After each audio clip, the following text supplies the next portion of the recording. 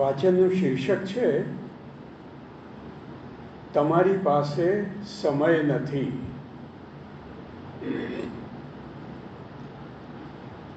તમારા જીવનના એવા સમયનો વિચાર કરો કે જ્યારે તમે નકામી વાતોમાં અથવા નકારાત્મક વિચારોને લાંબા સમય સુધી વાગોળ્યા કરવામાં કલાકો વેડફી નાખ્યા હોય.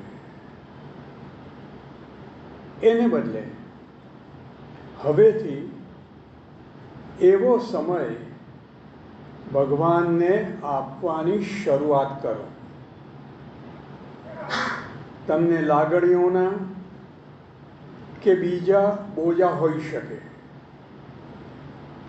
જ્યાં સુધી માણસ ભગવાન સાથે જોડાઈને એક ન થઈ જાય ત્યાં સુધી એ બોજા દરેકને હોય છે.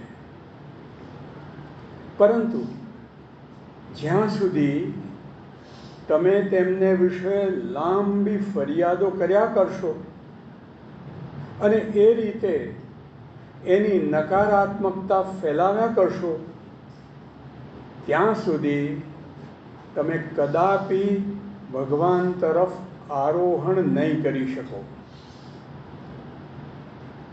જ્યારે પણ તમને કંઈ પણ પરેશાન કરતું હોય ત્યારે જે ખોટું હોય તેને સુધારવા માટે તમારાથી થાય એટલું બધું જ કરો. પરંતુ નકારાત્મક ચિંતાને તમારા મનની બહાર ફેંકી દો. કેવી રીતે?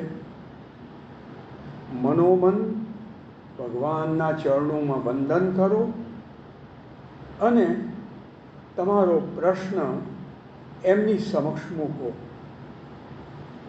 તમે તમારા નાના મોટા પ્રશ્નો તેમની સમક્ષ મૂકો એ પહેલાં જ તેઓ તો તે જાણતા જ હોય છે, પરંતુ તમારા લાભ માટે એ મૂકો.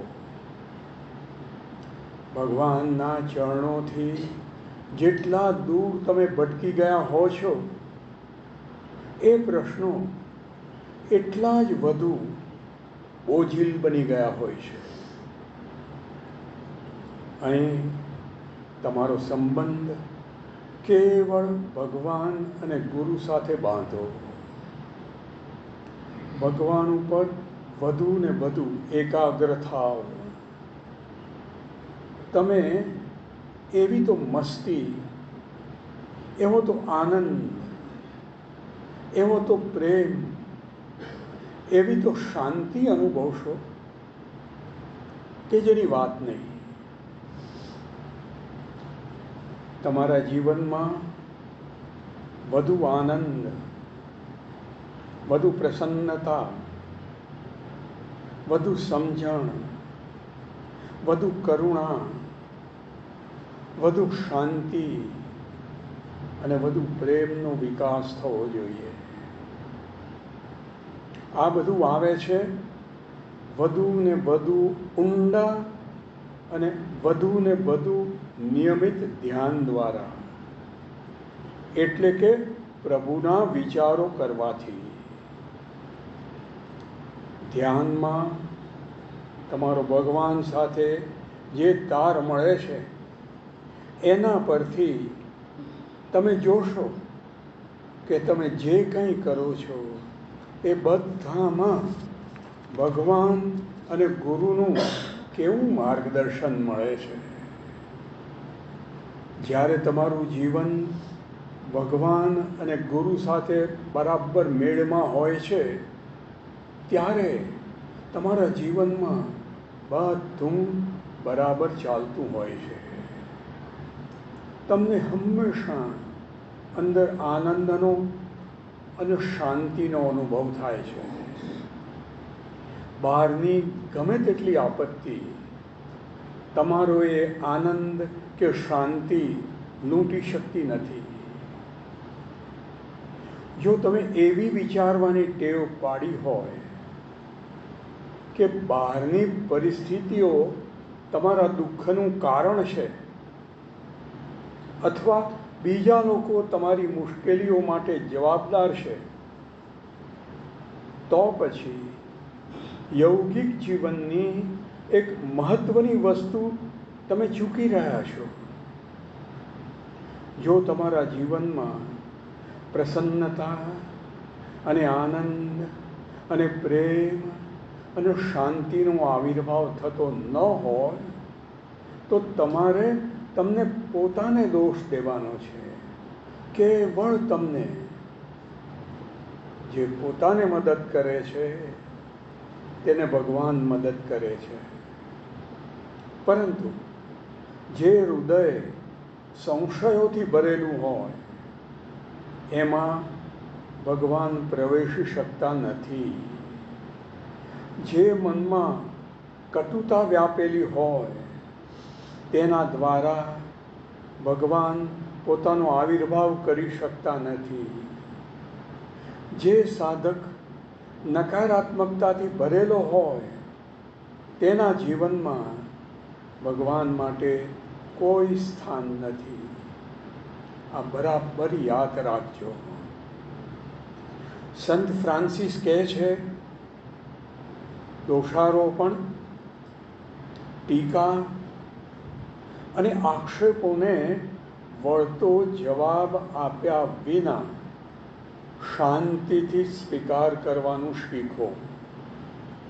પછી ભલે ને એ ખોટા હોય, ન્યાય્ય ન હોય. આ ઉપદેશમાં દિવ્ય જ્ઞાનની કેટલી સંપત્તિ ભરેલી છે.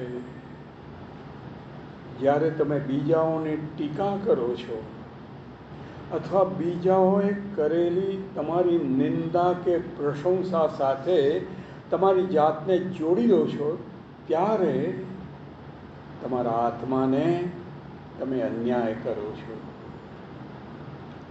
લોકો શું વિચારે છે એનું શું મહત્વ છે? તમારે જે ઈચ્છવાની છે તે છે ભગવાનની મંજૂરી. માત્ર એક જ વિચારથી તમારી જાતને ભરી દો, હું અને મારું બધું જ ભગવાન માટે, ભગવાન માટે અને કેવળ ભગવાન માટે.